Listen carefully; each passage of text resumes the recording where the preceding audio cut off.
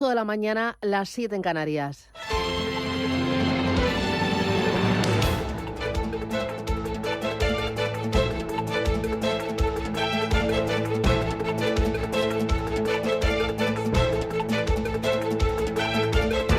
Capital Intereconomía, con Susana Criado.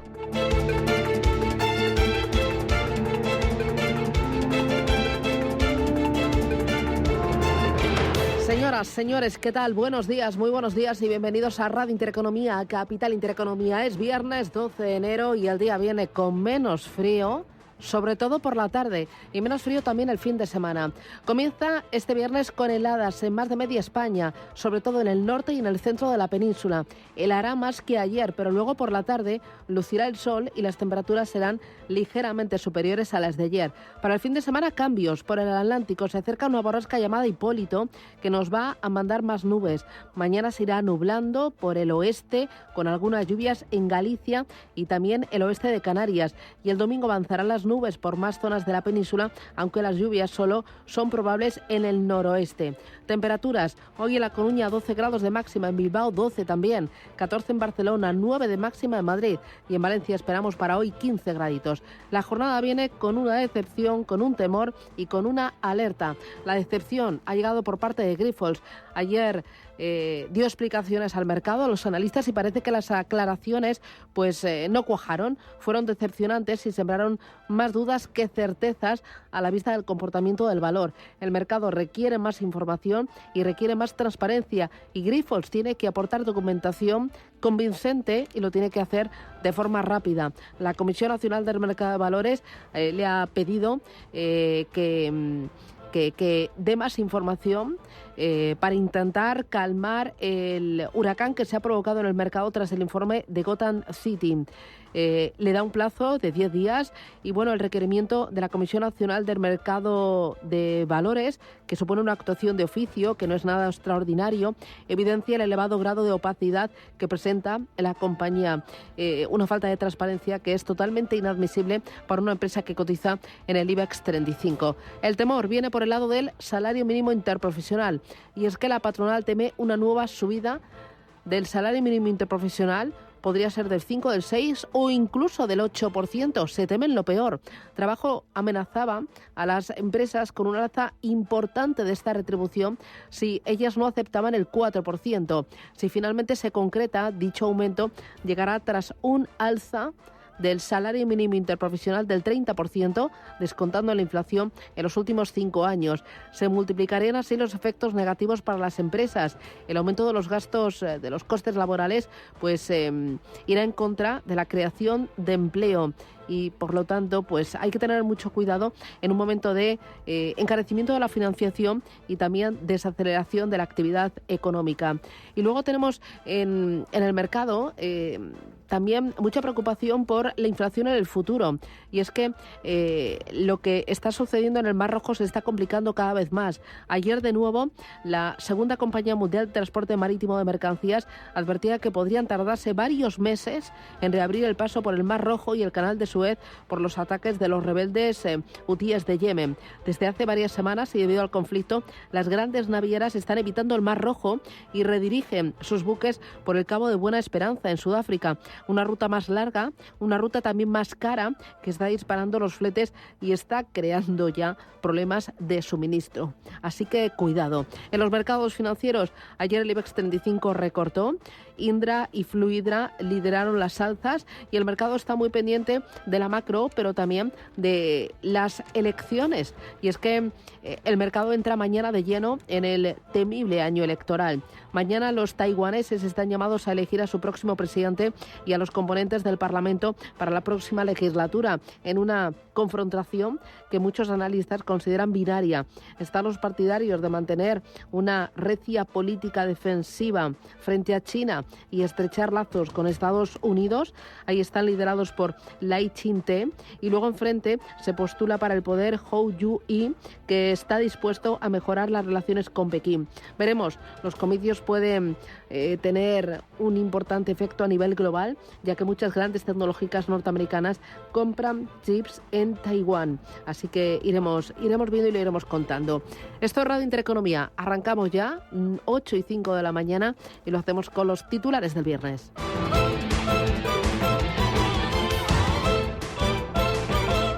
Banco Santander patrocina este espacio.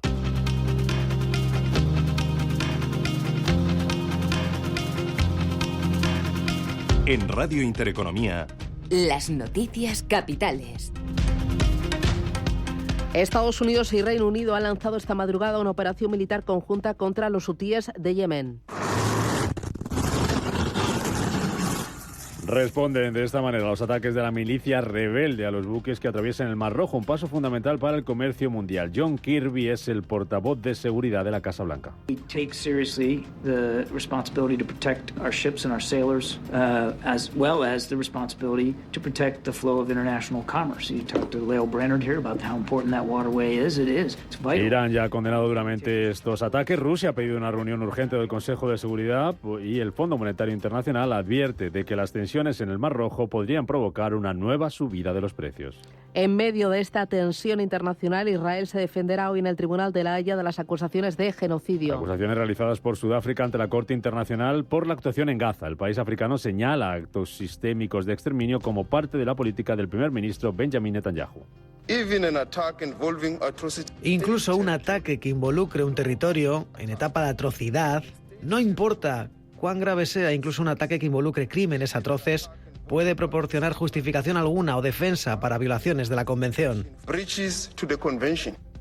Por lo demás, el Instituto Nacional de Estadística publica esta mañana el dato definitivo de IPC del mes de diciembre. Tras adelantar que la inflación cerró el año en el 3,1%, una décima menos que en noviembre, al frenarse la subida del precio de los alimentos. Esta cifra se publica tras el dato de IPC que conocíamos ayer en Estados Unidos, que sube al 3,4% en diciembre, por encima de lo esperado, mientras que la subyacente se modera menos de lo previsto. Después de esa cifra de inflación, la presidenta de la Fed de Cleveland, Loretta Mester, dice que es pronto todavía para hablar de bajadas de tipos. Realmente dependerá de cómo evolucione la economía. Creo que marzo es probablemente demasiado pronto para estimar una caída de las tasas porque creo que necesitamos ver más evidencia. El informe del IPC de diciembre simplemente muestra que queda más trabajo por hacer. Esta madrugada hemos conocido el dato de IPC en China, donde la inflación se desaceleró 3 décimas en diciembre. El Ministerio de Trabajo reúne esta mañana patronal y sindicatos para cerrar la subida del salario mínimo interprofesional para este año. Veremos si con el apoyo o no de los empresarios, después de que esta semana el gobierno amenazara con subirlo más de un 4% si la patronal se descolgaba del acuerdo. Desde los sindicatos insisten en que el incremento tiene que ser del 5%. Pepe Albrecht, secretario general de UGT. Nosotros hemos dicho que por lo menos el aumento tiene que ser del 5%. O lo que es lo mismo, 1.135 euros de salario medio. Nosotros un 4,5, yo ya lo digo hoy, ya he dicho que no tengo muchas líneas rojas, esta sí. No lo vamos a acordar con el gobierno un 4,5%. En Estados Unidos, los grandes bancos comienzan hoy con la temporada de resultados empresariales. Presenta sus cuentas del cuarto trimestre y, por tanto, del conjunto del año. JP Morgan, Citigroup y Wells Fargo, cifras que reflejarán el impacto de la política monetaria de la FED. Ignacio Baquiano, de Leverage Shares. Yo creo que el cuarto trimestre de 2023 va a ser bueno, pero a ver qué dicen sobre 2024. Realmente los bancos de qué ganan dinero, ¿no? De sus créditos que ofrecen a clientes, de los deals, que es fusiones, adquisiciones y salidas a bolsa, y de, sobre todo, trading, ¿no? Y los tres, pues no pintan demasiado bien, puesto que los ingresos netos por intereses se prevén que vayan a bajar algo en 2024, en torno a un 3%. Además de la banca, hoy presentan resultados en Estados Unidos la aerolínea Delta Airlines, la aseguradora United Health y el gestor de activos BlackRock. A la espera de estas cuentas, los futuros en Estados Unidos vienen bajando en torno al 0,1%. Tenemos los futuros en verde ahora mismo aquí en Europa. Grifols se enfrenta este viernes a un nuevo examen del mercado tras dar explicaciones ayer sobre el informe de Gotham City. Explicaciones que no terminaron de convencer a los inversores, ya que sus acciones bajaban ayer en bolsa un 16% tras esa conferencia. El consejero delegado de Grifols, Thomas Gladman, insiste en que Gotham City miente. Lo que Gotham hace es por puro interés propio y ganancia financiera. Gotham es el vendedor en corto que redujo su posición en Grifols durante el día que se emitió el informe del 0,6 al 0,06%, beneficiándose de este modo financieramente de la dramática caída de nuestras acciones. Para nosotros esto confirma el carácter especulativo del informe. Por su parte, la Comisión Nacional del Mercado de Valores ha dado 10 días a Grifols para facilitarle más información sobre la denuncia de la firma de análisis. Iberia y los sindicatos se vuelven a reunir esta mañana. La cuarta reunión de esta semana para intentar cerrar un acuerdo sobre el servicio de handling tras la huelga de 4 días del pasado fin de semana. Hoy también terminaba el plazo que había dado AENA a Iberia, pero finalmente se amplía hasta el miércoles de la semana que viene el periodo para que la aerolínea comunique la empresa con la que contrata el servicio. Más asuntos que nos deja el día. Standard & Poor's prevé que la economía española crezca un 1,8% este año. Es más del doble de lo que se estima que crezca la economía europea, como apunta su director de rating soberanos, Marco Mersnik. Nuestro escenario central es de soft landing, es decir, que a corto plazo las perspectivas económicas no son muy buenas, visto los últimos datos trimestrales, pero la situación debería mejorar en la segunda parte del año, sobre todo si el mercado laboral sigue siendo resiliente. Prevemos actualmente que España, su economía crezca 1,8%, muy por encima de la zona euro, que debería crecer 0,8%. Standard & Poor's teme también que la inestabilidad política en España frene las reformas y la reducción del déficit público. El regulador aéreo de Estados Unidos abre una investigación a Boeing por el incidente en pleno vuelo de Alaska Airlines. Quiere saber si la aerolínea no garantizó que los productos terminados cumplieran con su diseño aprobado y determinar que estuvieran en condiciones de operar de manera segura. La abogada general del Tribunal de Justicia de la Unión Europea rechaza el recurso de casación de la tecnológica Google. Y apuesta por ratificar la multa de 2.400 millones de euros que la Comisión Europea impuso a la tecnológica en 2017 por abuso de posición dominante con Google Shopping, su herramienta de comparación de productos. Y en Argentina, Javier Milei insiste en su idea de cerrar el Banco Central. Dice que lo hará tarde o temprano. La idea es privatizarlo. O sea, todo lo que pueda además pasar al sector privado lo vamos a pasar al sector privado, no tengas duda. Lo que necesitamos es que la política esté a la altura de las circunstancias. ¿Y la dolarización? Si son parte de la solución o del problema. ¿La dolarización viene más tarde, pero viene? Tarde o temprano voy a cerrar el Banco Central. Palabras de Milei en el mismo día en que se conocía que la inflación en Argentina cerraba el año en el 211%, tras subir un 25% en diciembre. Banco Santander ha patrocinado este espacio. Tan, tan, tan, tan, tan. La cuenta online del Santander es tan fácil de abrir que lo puedes hacer desde donde quieras. Santander en digital es Santander. Santander, por ti, los primeros. Consulta condiciones en bancosantander.es.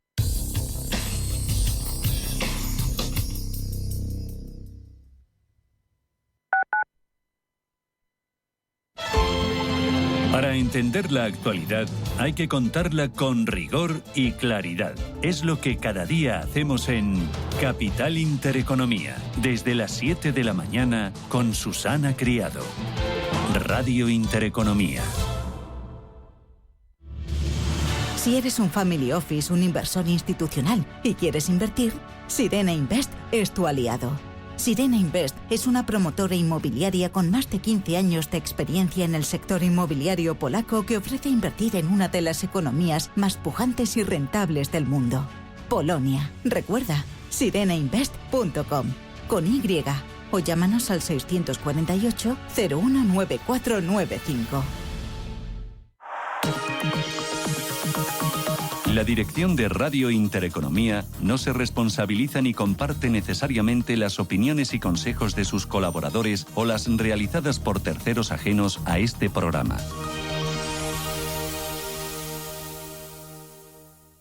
El riesgo de pobreza y exclusión social afecta a 1 de cada 3 menores en España. En la Fundación La Caixa facilitamos metodologías y recursos a más de 400 entidades sociales para dar oportunidades a quienes más lo necesitan y que puedan desarrollar todo su potencial. Solo es progreso si progresamos todos. Fundación La Caixa.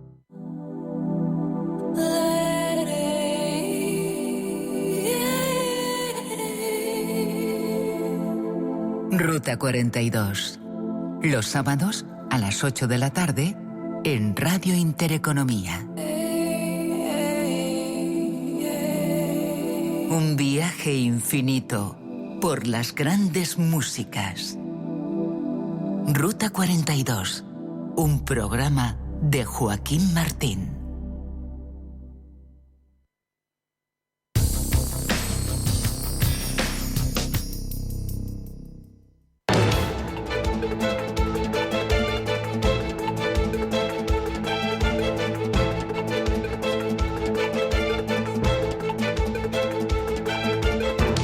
En Radio Intereconomía, la entrevista capital con Susana Criado.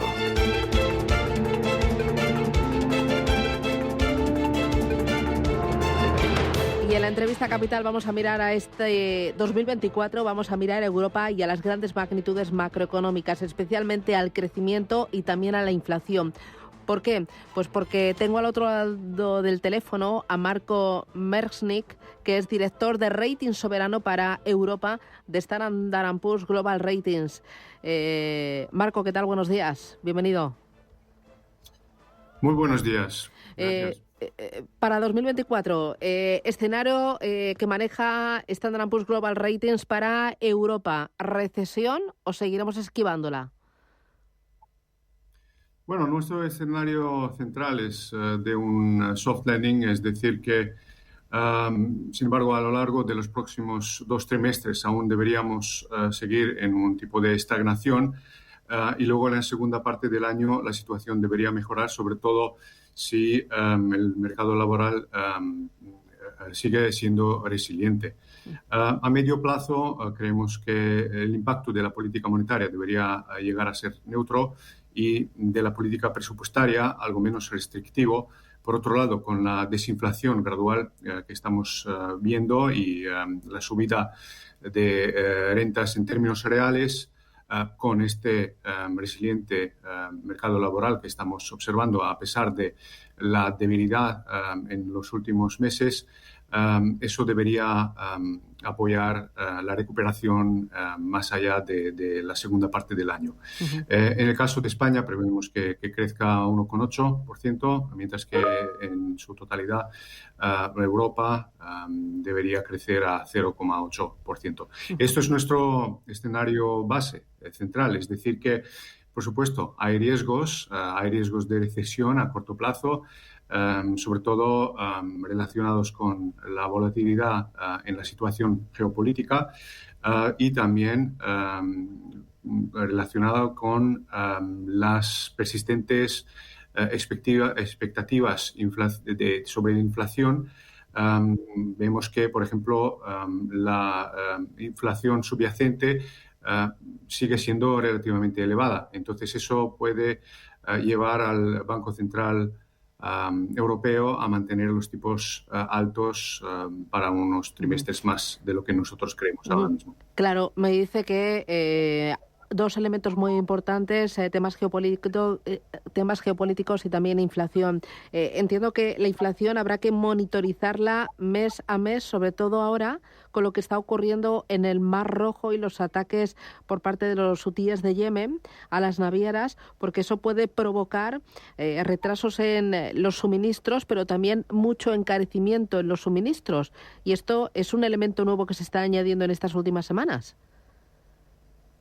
Desde luego, nosotros estamos observando que el tráfico por el canal de Suez ha bajado 90% comparando con el año pasado, y a pesar de que antes de todos esos acontecimientos observamos que los problemas de las cadenas de suministro se han ido resolviendo, pues sí, hay de vez en cuando ese tipo de acontecimientos o desarrollos que impiden una vuelta a inflación por debajo del objetivo del Banco Central Europeo, que nosotros no prevemos que vuelva antes de 2025. Si llegan bajadas de tipos de interés, será, entiendo, en la recta final de este año, no antes. Bueno, actualmente prevemos que las primeras bajadas se puedan producir a mitad de este año y a partir de ahí que haya posiblemente unos recortes de 75 puntos básicos hasta el final de año. Pero, como ya había mencionado, pues existen riesgos que podrían cambiar este escenario. A ver, hay que tener en cuenta, por supuesto, que soft landing es algo que es difícil conseguir. Quizás algo más fácil si el mercado laboral sigue siendo fuerte, pero en general en la historia sabemos que los episodios de soft landing no son muy frecuentes. Ya. Me mencionaba que la previsión para España es un 1,8% de crecimiento económico. Ahí, ¿cómo ve el mercado laboral, que es uno de los elementos que ustedes están vigilando muy de cerca? Y también, ¿cómo ven la situación política que hay en España y cómo puede influir al rating y al crecimiento? Bueno, en primer lugar, el mercado laboral sigue siendo fuerte, el paro ha bajado en toda Europa. Creemos que la reforma laboral, la última reforma laboral en España ha sido adecuada para reducir la temporalidad y la precariedad de mercado laboral. Lo que sí vemos es un debilitamiento del mercado. Ahora, a corto plazo, hay menos posiciones vacantes. Hablo también, por supuesto, de la situación en general en la zona euro. Pero aún así, ahora mismo no prevemos un aumento significativo en las tasas de desempleo. Eso sí, si miramos la comparativa entre España y otros países de la zona euro, la tasa de desempleo en España es la más alta en la zona euro, por encima incluso de la de Grecia, lo que quiere decir que esto sigue siendo un problema. Sobre la situación política, hace tiempo que ya hemos publicado nuestra opinión sobre este tema. La fragmentación del apoyo parlamentario al gobierno puede limitar la capacidad del gobierno de pasar reformas, de hacer frente a desafíos que persisten, es decir, el alto nivel de déficit o de deuda pública, o también, por ejemplo, de bajar el paro, o, por ejemplo, dentro del marco del Next Generation EU, es decir, del Plan Nacional de Recuperación y Resiliencia, de ampliar el impacto de las reformas. Por ahora esto no impacta el rating, eso dependerá de la toma de decisiones sobre las medidas. Hay que tener en cuenta también que la fragmentación política no es algo aislado y solo algo que vemos en España. Hay otros países en Europa o en el mundo que pasan por la misma situación política, pero por eso digo que nosotros vamos a evaluar la situación dependiendo de las decisiones sobre la política económica de aquí en adelante. Bueno, dos cositas más, Marco. Una, dice de aquí en adelante. De aquí en adelante, ¿qué reformas ustedes que serían más urgentes para España, las más necesarias para que mantuviera ese nivel de crecimiento económico y fuera capaz de atraer más inversión internacional, sobre todo? Bueno, creo que muchas reformas ya están inscritas dentro del Plan Nacional de Recuperación y Resiliencia, ¿no? En lo que se refiere al rating, que ahora mismo tiene una perspectiva estable, lo que quiere decir que a corto plazo no prevemos cambios en el rating. En este contexto, lo que es importante es la continua consideración presupuestaria a lo largo de los próximos años, ¿no? Y en este caso, nosotros prevemos que este año el objetivo que ha sido marcado en el plan presupuestario que ha sido publicado en octubre se puede alcanzar. Nosotros tenemos una previsión de déficit de 3,2% de PIB comparado con el objetivo de 3% por la parte del gobierno. Y la pregunta es qué pasa después. A partir de 2025 parece que no solo en España, pero también en el resto de Europa, la consolidación presupuestaria se pueda ralentizar. aquí habrá que ver cómo impactan las nuevas reglas fiscales en esta dinámica y si pueden contribuir a una reducción de los déficits y también de la deuda de una manera más contundente. Claro, ahí me menciona déficit y deuda. ¿Será España capaz de cumplir los objetivos que le está marcando Europa? ¿Una reducción importante del déficit y de la deuda a lo largo de este ejercicio? Pues como acabo de mencionar, yo creo que a lo largo de este año esto sigue siendo posible. Es decir, que en este año esto se va a basar sobre todo en la eliminación parcial o total de las medidas que el Gobierno ha puesto en marcha a la raíz de la crisis energética a partir de la primera parte de 2022. A partir de 2025 ya veremos a lo largo de este año los países se van a ir adaptando a las nuevas reglas fiscales y eso debería ser bastante claro en los documentos que van a enviar a Bruselas, tanto, por ejemplo, el plan de estabilidad o plan presupuestario en octubre, como en sus propias previsiones y planes. Pues Marco Mernick, director de Rating Soberano para Europa de Standard & Poor's Global Ratings. Muchísimas gracias por atender la llamada de Intereconomía, por dibujar desde su casa el escenario al que nos enfrentamos este año y que tenga feliz 2024. Muchísimas gracias, un auténtico placer. Muchas gracias a vosotros. Adiós, chao, chao. DEPAM, 150 años de consistencia en gestión de fondos de inversión y mandatos. Optimiza tu cartera con nuestras áreas de especialización en renta fija, renta variable, inmobiliario cotizado y ahora también oportunidades de impacto. Consulta depaminvestments.com y a tu asesor financiero. DEPAM, confianza, conocimiento. Como entrenador busco compromiso, equipo y un jugador genial. Y en las rebajas unas zapatillas top. Cuando buscas no siempre encuentras, pero en las rebajas del Corte Inglés siempre encuentras lo que buscas. Con descuentos en moda, deportes, hogar, accesorios, lencería, zapatería. Del 7 de enero al 29 de febrero, las rebajas del Corte Inglés. En tienda web y app. Los viernes a las 10 de la noche tienes una cita con otro gato, el Gato Gourmet. Andrés Sánchez Magro presenta una guía semanal gastronómica, enológica, de restaurantes, literaria, musical, con todos aquellos ingredientes necesarios para cocinar la buena vida. El Gato Gourmet, los viernes a las 10 de la noche aquí, en Radio Intereconomía.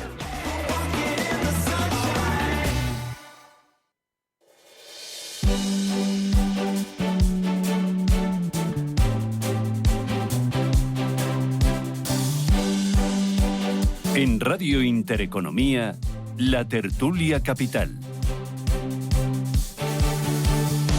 Tertulia Capital, hoy en Radio Intereconomía con David Sánchez. David, ¿qué tal? Muy buenos días. Buenos días, ¿cómo estás? Muy bien, ¿qué tal ha ido la semana? Bueno, muy bien, escucha, vaya semana, ¿eh? Sí, vaya semanita. Vaya semanita. Claro, yo, mi propósito era empezar despacito, poquito a poquito, sin grandes nervios ni nada. Y ha sido una auténtica montaña rusa desde el punto de vista informativo. Totalmente. Y más que lo va a ser, ¿eh? ¿Ah, sí? No me digas. Sí. O sea que habrá que desayunar doble en el día de hoy. No lo sé, luego hablamos de ello. Bueno, Carlos Arenas, ¿qué tal? Muy buenos días. Muy buenos días, Susana. Oye, feliz año nuevo, que no te había visto a ti. Igualmente. En teoría se puede decir, yo creo que feliz año nuevo hasta el 17-18 de enero, es lo que dicen, pero yo creo que se puede decir feliz año nuevo todo el año. Hasta agosto por lo menos. Hombre, por supuesto. ¿Qué tal, cómo va todo? Muy bien. Sí. Oye, me interesa, tenemos varias cosas sobre la mesa y uno de los puntos calientes del día y también de esta semana tan movida ha sido lo que está ocurriendo con Grifols. Ayer la compañía dio explicaciones al mercado y parece, Carlos, que no convencieron absolutamente nada, ni tampoco a la Comisión Nacional del Mercado de Valores. Efectivamente, no convencieron porque si bien es cierto que las cuentas que presentan están auditadas y tienen toda la credibilidad del mundo, es verdad que hay cosas que son un poco peculiares. Por ejemplo, ellos tienen una deuda de 6,7 veces el EBITDA y Gotham dice que no, que es entre 10 y 13 veces EBITDA, es decir, entre un 50 y un 100% más de lo que ellos dicen. Y esto viene principalmente de dos compañías que ellos ponen en sus cuentas como que son participadas por el 100%, cuando en realidad tienen el 0%. Lo que pasa es que tienen una opción de recompra de esas dos compañías y entonces eso hace que el EBITDA sea mucho menor que lo que debería ser. Entonces ahí está la credibilidad que tienen las gestoras o los compradores de Grifols para vender o no, pero la información que dice Gotham es real. Otra cosa es cómo puede afectar eso al valor de Grifols. Bueno, es que se generan dudas y ya hemos visto que ha sido un auténtico tobogán en bolsa, tobogán con tendencia claramente bajista. Pues lo que estábamos hablando antes fuera de antena, ¿no? O sea, Grifols es una compañía con una reputación extraordinaria hasta ahora, ¿no? Y muy solvente, un ejemplo para muchas cosas, ¿no? Incluso en su estrategia de expansión. ¿Qué pasa? Que ahora nos estamos percatando o enterando o dando cuenta que probablemente esta ha sido un poco acelerada, ¿no? Y a base de compras. Entonces, claro, eso al final hay que financiarlo y hay que pagarlo, ¿no? Nunca sabes muy bien. Es verdad que Gotham el primer día se metió en el bolsillo 17 millones de dólares, que creemos que era su intención, pero como ha visto que puede seguir profundizando, pues otra vez vuelve a la carga. Por cierto, está viendo que esta mañana volvían otra vez a la carga con las mismas, a veces se metían otros 10 o 15 millones.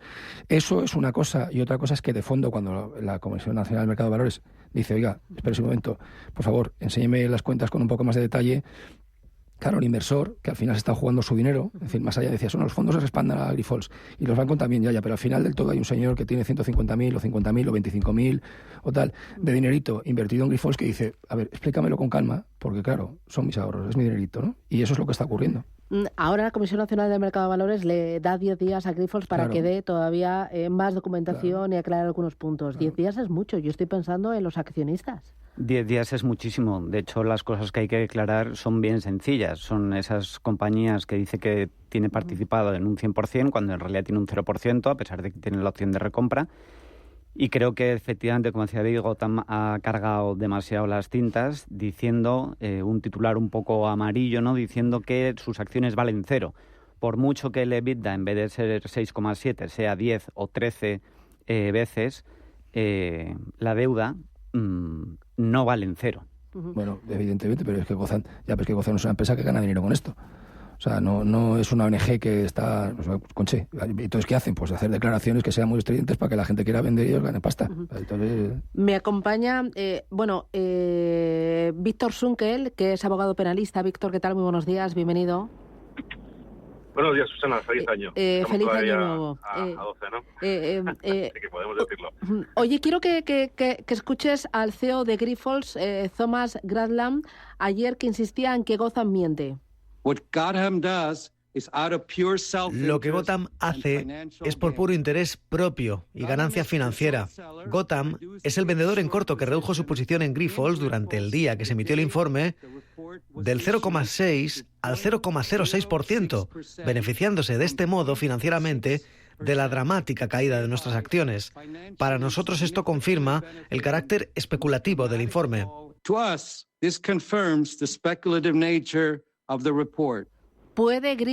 ¿Debería Grifols o va Grifols a denunciar a Gotham por este informe y por todas las consecuencias que está trayendo a la compañía? Bueno, esto último lo ignoro, no sé lo que hará Grifols, lo ignoro completamente, ¿no? Eso lo sabrán sus asesores jurídicos. Pero la posibilidad de hacerlo, sí, efectivamente, debería hacerlo si lo que quiere es mantener la credibilidad. Que si efectivamente alguien sostiene que es inocente y que por tanto esa información es inveraz o falsa, lo que debería hacer, como haríamos cualquiera de nosotros, es denunciarlo, ¿no? O querellarse contra esta entidad por un delito contra los consumidores o contra el mercado, más bien, ¿no? Del 284 del Código Penal. Eso es lo que debería hacer, entiendo yo. ¿Qué recorrido legal tendría esa denuncia? No sé si hay otros casos, Víctor. Bueno, en España no tanto, sino que yo creo que los casos más paradigmáticos o más conocidos en el mundo, lo que los conocemos en Tesla, ¿no? Que fue Elon Musk a través de medios de comunicación que intentó alterar a través de comunicaciones en redes sociales, etcétera, el precio de las acciones de Tesla, o por ejemplo también en Estados Unidos con GameStop, ¿no? También a través de las redes sociales sobre todo, pues se intentó variar el precio de las acciones. El recorrido dependerá en el sentido de que, claro, al final esto es como una querella por calumnias, ¿no? Si alguien se calumnia contra ti, hay una cosa que se llama la acceptio veritatis. Es decir, si tú demuestras que lo que has dicho es cierto. Entonces, en este caso, la única forma de saber si quién miente aquí es que se investigue, en este caso por la CNMV o por los los organismos que correspondan si efectivamente haya habido algún tipo de manipulación. Si no ha habido manipulación, es decir, si lo que dice Grifols es cierto, que no ha habido ningún tipo de manipulación y que, por tanto, los chicos de Gotham lo que han hecho es mentir para efectivamente tener una ganancia, tenían un problema bastante grande la gente de Gotham porque habían cometido un delito que está castigado hasta con 6 años de prisión y con la imposibilidad de estar operando en bolsa o en mercados durante 2 a 5 años. O sea que, en fin, aquí se está jugando unos y otros, porque unos, en el caso de que hayan mentido, pues en el caso de Grifols estaría cometiendo un delito contra el mercado que está castigado hasta con 4 años de prisión, incluso delitos de falsedad, y el otro por un delito contra el mercado hasta contra 6 años de prisión. O sea que, en fin, puede ser interesante. ¿Y la actuación de la Comisión Nacional del Mercado de Valores en todo este proceso, cómo la estás viendo? Creo que al final cada uno tiene sus medios, ¿no? Y sí que estoy de acuerdo con que esos 10 días que se le ha concedido a Grifols para que aporte esa documentación, como acaba de decir unos tertulianos, es demasiado amplia. Ya no porque efectivamente hay gente que tiene mucha inversión en esta compañía, sino porque creo que es demasiado tiempo. En definitiva, la información que tiene que facilitar debería poder hacerse en un par de días, o con mucho. O sea que sí, que podrían hacer más, entiendo. Muy bien. Pues Víctor Sunkel, abogado penalista, gracias por atendernos y que tengas buen viernes. Cuídate mucho. Muchas gracias, igualmente, gracias. Buen fin de semana. Oye, estoy pensando, Carlos, también aquí el papel del auditor en todo este papelón, ¿eh? Sí, efectivamente. A ver, las cuentas que presenta Grifols están auditadas y en principio están bien. Pero es verdad que también lo que dice Gotham también es correcto. Entonces, el caso es por qué se le da veracidad a lo de Gotham y no se le da veracidad a las cuentas auditadas, que ambas son ciertas. El caso es cómo se presentan, porque Gotham dice que la recompra de esas dos compañías que aparecen en el como que tiene un 100% Grifols, que en realidad tiene un 0%, también tiene un coste de recompra de esas compañías de 1.300 millones, que es un pasivo contingente que no tiene que aparecer en el balance. Y es verdad que no tiene que aparecer en el balance, pero eso supone que la deuda sería muchísimo mayor.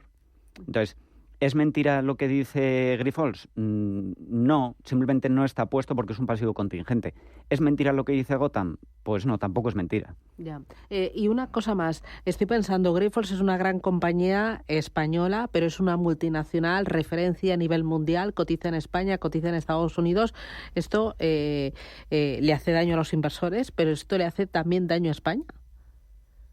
No, ¿Se está cuestionando la credibilidad y las cuentas de una gran compañía? No, yo creo que no. ¿Tú crees que no? Yo particularmente creo que no.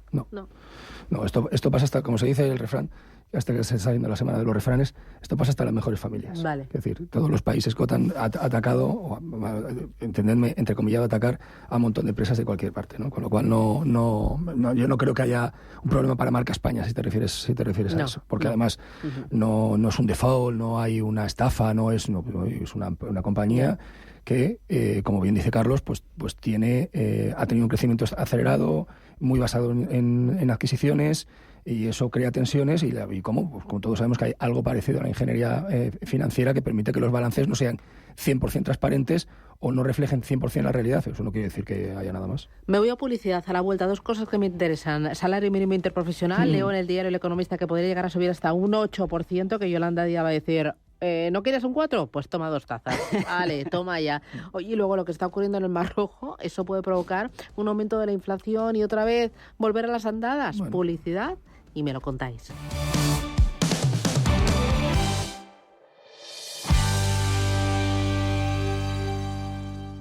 Veo una cosita. ¿Qué cosita es? Empieza por la letrita L. Ya lo sé. Letras del Tesoro. Si mires donde mires, ves letras del Tesoro, en Renta 4 Banco te facilitamos comprarlas de forma rápida y cómoda. Entra en r4.com y descubre todas las ventajas de comprar letras con un especialista en inversión. Renta 4 Banco. ¿Quieres más? Regala la experiencia de formar parte de nuestra mejor pinacoteca. Regala ser amigo del Museo del Prado y colabora apoyando nuestro patrimonio. Más información en amigosmuseoprado.org. Si te gusta el séptimo arte, Vivir de Cine es tu programa. Dirigido y producido desde Hollywood por José Ignacio Cuenca y presentado por María Ayer. Toda la actualidad del cine, estrenos, festivales y críticas, sin olvidar los clásicos. Los viernes, de 12:30 a 2:30 de la madrugada, Vivir de Cine, en Radio Intereconomía.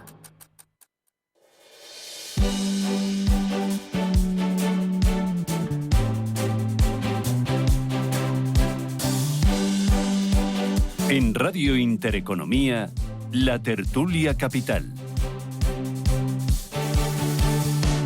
Nosotros hemos dicho que por lo menos el aumento tiene que ser del 5%. O lo que es lo mismo, 1.135 euros de salario medio.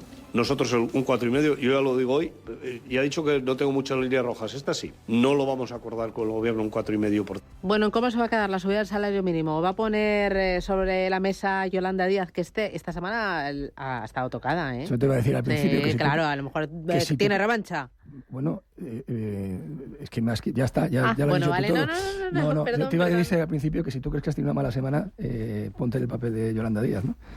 Que tiene un papelón, ya de hecho, incluso en su futuro como política, ¿no? Yo creo que se va a dar un órdago porque tiene que resarcirse de lo que pasó antes de ayer. Con lo cual, yo creo que se lo va a dar a costa de los empresarios, que por cierto, bajo mi punto de vista, están siendo un poquito timoratos, ¿eh? Sí. Sí, yo creo que la patronal tiene mucho más poder del que está demostrando. ¿Carlos? Bueno, es un error claramente subir el salario mínimo tanto. Ya se ha subido más de un 40% en los últimos años. Uh-huh. Esto lo que genera es un desempleo estructural precisamente a aquellas personas que no pueden aportar tanto como el salario mínimo. Es decir, se pretende ayudar a aquellas personas más desfavorecidas y lo que va a hacer es perjudicar a aquellas personas que han tenido menos oportunidades de formación y no pueden aportar tanto. Con lo cual, lejos de ser una lucha entre una lucha antigua entre clase obrera y clase pudiente, el empresario, esto se trata de ayudar a todo el mundo. Y por mucho que quede bonito decir que queremos subir el salario mínimo, incluso hasta un 8%, sería una medida nefasta para los trabajadores y para el empleo en España. ¿Tú también lo crees que no nos lo podemos permitir? No lo digo yo, lo dice el Banco de España. El Banco de España dijo que la anterior subida de manera unilateral por parte de la vicepresidenta costó 180.000 empleos.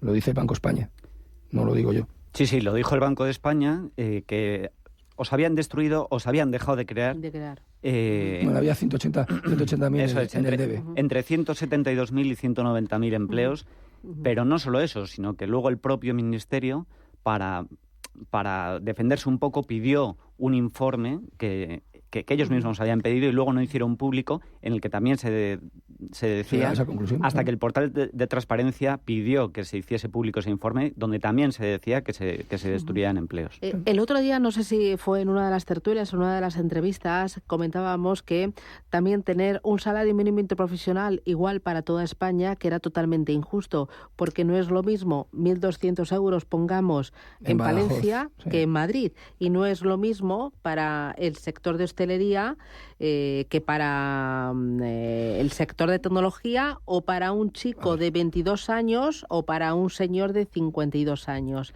¿Cómo veis el tener diferentes salarios mínimos dependiendo de la región y dependiendo de la edad?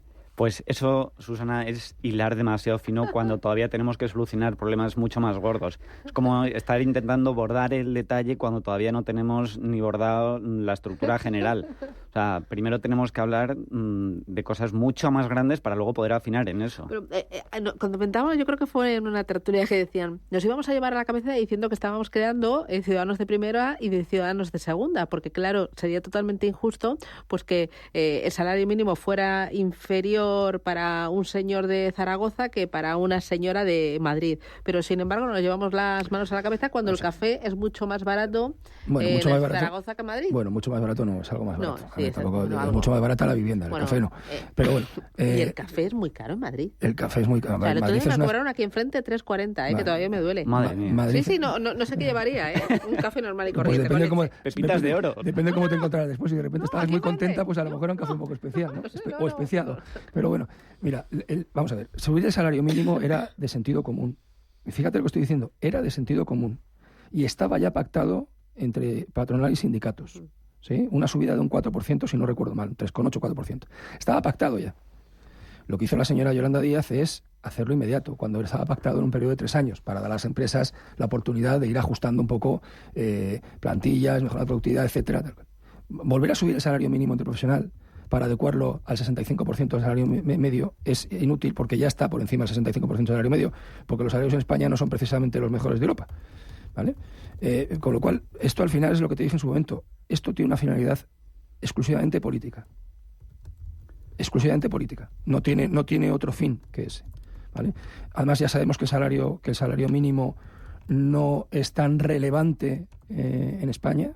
Es decir, no hay tanta gente que dependa del salario mínimo ni que tenga su convenio fijado al salario mínimo.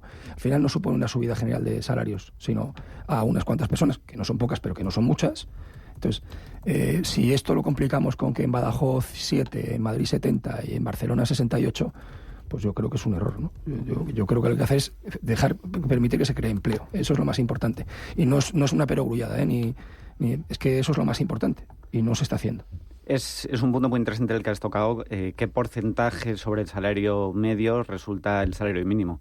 Si nos vamos a los datos, en Europa vemos que aquellos países que tienen salario mínimo tienen una media de salarios de 3.000 euros, los que tienen salario mínimo, 3.000 euros inferior a los que no tienen salario mínimo. ¿Ah, sí? Sí, de 3.000 euros, de media. Y anual, ¿no? Sí, anual. Y luego también es otro dato curioso, y es que los países sin salario mínimo tienen menor tasa de desempleo, y aquellos que tienen su salario mínimo es más de un 50% del salario medio, también tienen mayor tasa de desempleo. Bueno, hay otro tema que me interesa, que es el tema del Mar Rojo, lo que está ocurriendo. Quiero que escuchéis al portavoz de seguridad de la Casa Blanca. Nos tomamos muy en serio la responsabilidad de proteger nuestros barcos y marineros, así como la responsabilidad de proteger el flujo de comercio internacional. Es vital, nos tomamos muy en serio esas responsabilidades, y añadiría que no somos los únicos. Muchos países han unido a nosotros en estos esfuerzos. Actualmente participan más de 20 países en operaciones de seguridad. Estos ataques deben detenerse, y vamos a hacer lo que tengamos que hacer para seguir protegiendo ese transporte marítimo, para proteger a nuestros barcos y marineros. ¿David? Bueno, ya hemos visto, ¿no? Ya están soltando sartenazos en Yemen. Aquí el peligro no es Yemen, evidentemente, ni los hutíes, que son los señores que son, sino Irán, que está detrás. Estamos a muy poco de que se produzca una escalada. Si se produce, Irán lo va a pasar muy mal. Yo que ellos no daría ese paso. Carlos. Totalmente de acuerdo con David. Yo por llevarlo al plano más económico, diría que esto puede suponer un lastre tanto para los fletes, por el coste que va a suponer, por un constreñimiento de la oferta, que no solo va a llevar a un alza en los precios, sino que esto va a derivar en posibles consecuencias de política monetaria, de incluso tener que retrasar la bajada de tipos. Bueno, ya lo decía el responsable de Standard & Poor's Global Rating. Oye, buena noticia económica de la semana, mira, David. La leo en 5 días, la firma Leandro Hernández. No has hecho deberes, te has cogido el periódico de hoy y a última hora lo has hecho. Está la semana como para buena noticia. Y me ha costado encontrar una buena hoy. Un poquito de esfuerzo a lo largo de la semana. Escúchame una cosa. La semana ha sido muy difícil. No tan mala como la de Yolanda, pero muy difícil. Doña Yolanda, que es vicepresidenta del gobierno, pero así. Pero esta noticia me ha gustado mucho. Te la compro. Dice, venga, Iberdrola explora en Reino Unido el potencial de hidrógeno verde en la aviación. Que ya sabes que me encanta el hidrógeno, me encanta la sostenibilidad y me encanta la aviación, así que todo en uno. Y ahora también me gusta Iberdrola. Vale, pues nada, fenomenal. Ahora ya 4 por 1. Muy bien. ¿Tú qué dices?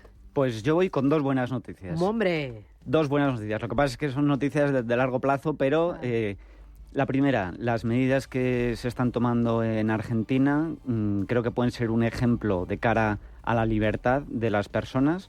Y podríamos tomar ejemplo en otros países, en esas medidas de libertad que dejan al individuo más margen para operar.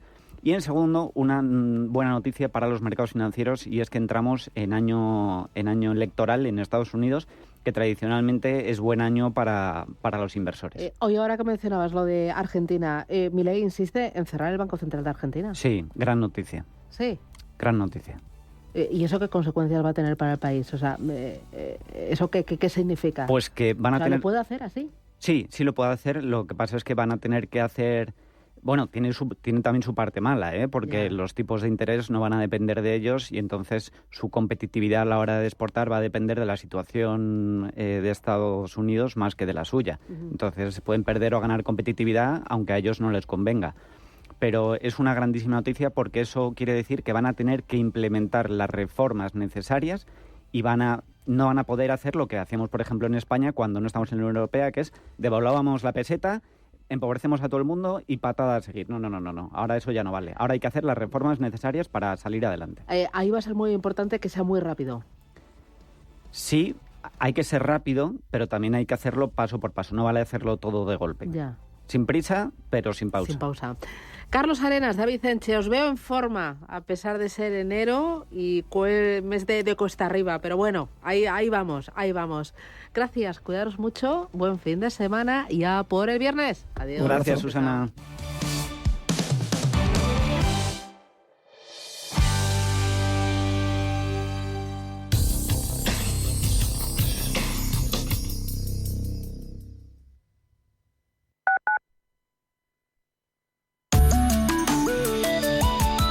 MAPFRE patrocina la información del tiempo. En Canarias, con la aproximación de un frente atlántico asociado a la borrasca Hipólito por el oeste, aumentará la nubosidad con precipitaciones en las islas más occidentales. No obstante, en Baleares, área del Estrecho y Andalucía Oriental, empezará con cielos nubosos y posibilidad de chubascos matinales, tendiendo a remitir y abrir claros. Las temperaturas máximas aumentarán de forma casi generalizada, con descensos en el extremo sudeste, y las mínimas aumentarán en el estrecho y en el resto tenderán a descender de forma más ligera. MAPFRE ha patrocinado la información del tiempo.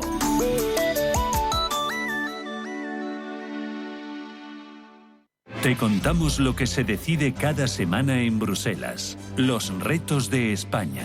Los retos de la Unión Europea. ¿Qué se decide y cómo nos afecta? Cada viernes en Capital Intereconomía. Con Susana Criado.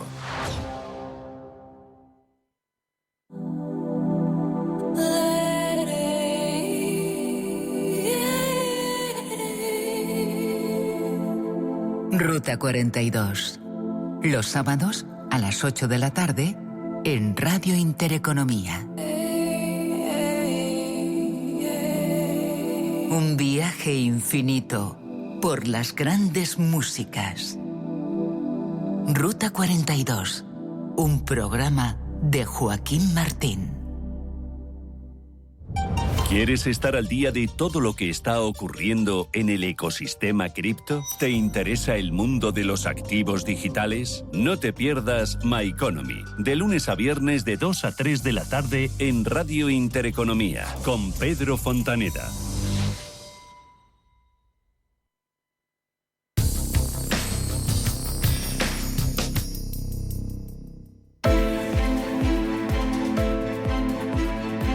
Capital Intereconomía, finanzas, mercados.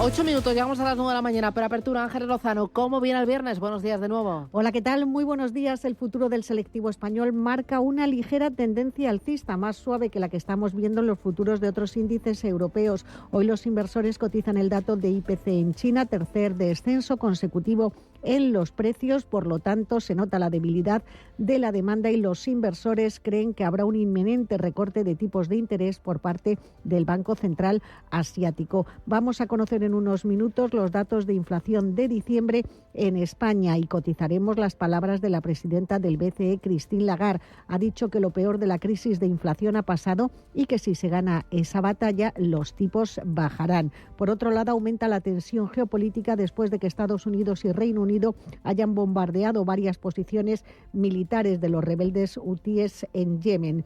Y con todo esto tenemos a un IBEX 35 que debería afianzarse por encima de la barrera de los 10.000 puntos que peligraban el día de ayer, pero es muy difícil que cerremos la semana en positivo porque tendríamos que superar 10.164 puntos con los que finalizaba el selectivo el pasado viernes. Hoy atentos en Estados Unidos a la publicación de resultados de grandes bancos, JP Morgan, Bank of America, Citigroup, Wells Fargo y también BlackRock presentan resultados. Además se publica el índice de precios de producción de diciembre en la potencia norteamericana. Prima de riesgo 94 puntos básicos, rentabilidad del bono a 10 en el 3,10%. En Europa, Manuel. En Europa nos encaminamos a un viernes alcista, avances del 0,4% para el CAC 40 parisino, 6 décimas es lo que auguran que crecerá en la apertura el DAX germano y de momento se mantiene con bastante debilidad en principio el MIPTEL italiano, un recorte del 0,06%. Y recordemos que venimos de un cierre en Asia con mayoría de caídas, aunque eso sí, el Nikkei de Tokio ha cerrado con un avance del 1,5%. Con todo, en las divisas vemos como la libra también baja frente al dólar y en lo que respecta al euro vemos como ahora pierde frente al billete verde dólar 0,968 centavos. Jesús Sánchez Quiñones es director general de Renta 4 Banco. Don Jesús, ¿qué tal? Buenos días. Buenos días. ¿Y hoy del mercado qué esperar? Una apertura al alza a pesar del incremento del riesgo geopolítico tras los ataques aéreos de Estados Unidos y del Reino Unido contra posiciones de los rebeldes en Yemen por represalia de los ataques a barcos mercantes internacionales en el Mar Rojo. Esto supone ampliar el conflicto de Oriente Próximo más allá de Gaza y el primer efecto es la subida del precio del petróleo en un 2%. Hoy vamos a estar muy atentos a el comienzo de los resultados empresariales en Estados Unidos en la banca de inversión. Sí que en conjunto para el Standard & Poor's se espera que el cuarto trimestre los beneficios suban un 1,3% y lo más relevante va a ser si se confirma esa expectativa de subida del 12% en beneficio por acción para el conjunto del Standard & Poor's. Es un crecimiento exigente y habrá que ver compañía por compañía si mantiene esa guía de resultados para el año 2024. Y ayer conocimos el IPC en Estados Unidos que fue algo más elevado de lo que se esperaba y esto complica el que se vayan a producir tantas bajadas y tan pronto como está esperando el mercado. De los resultados empresariales que están por venir, ¿qué esperar? ¿Van a mostrar una resiliencia tan alta como han mostrado hasta ahora al contexto económico? Para el cuarto trimestre, al menos en Estados Unidos, sí que solo se espera un incremento de beneficios del 1,3% y lo más relevante va a ser si las propias compañías mantienen sus guías de resultados para el año 2024, teniendo en cuenta que se espera una ralentización bastante notable de la economía mundial. No va a ser igual en todas las compañías y, por tanto, habrá que discriminar bastante entre unas y otras. Me interesa también el tema Grifols. La Comisión Nacional del Mercado de Valores le ha pedido 10 días o le ha dado 10 días a la compañía para que presente más información y ayer no convenció al mercado. Esto es una auténtica montaña rusa y yo me pongo en la piel de los accionistas en los próximos 10 días y van a tener el corazón en un puño. Sin duda, cuando se vierten este tipo de comentarios sobre una compañía es muy difícil el recuperar la credibilidad. Lo que es chocante también es que Gotham se hubiera puesto corto y en apenas un día haya cerrado su posición. Si realmente lo que él dice en su informe fuera cierto, no tendría sentido que cerrara su posición solo el primer día. Muy bien. Jesús Sánchez Quiñones, Renta 4 Banco. Gracias, buen negocio. Muchas gracias, buenos días.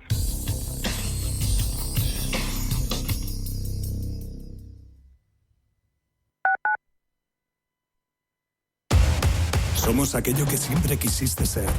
Creamos aquello que siempre quisiste tener. Las reglas del juego han cambiado.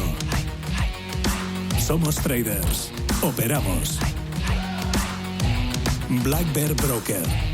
El broker de los traders.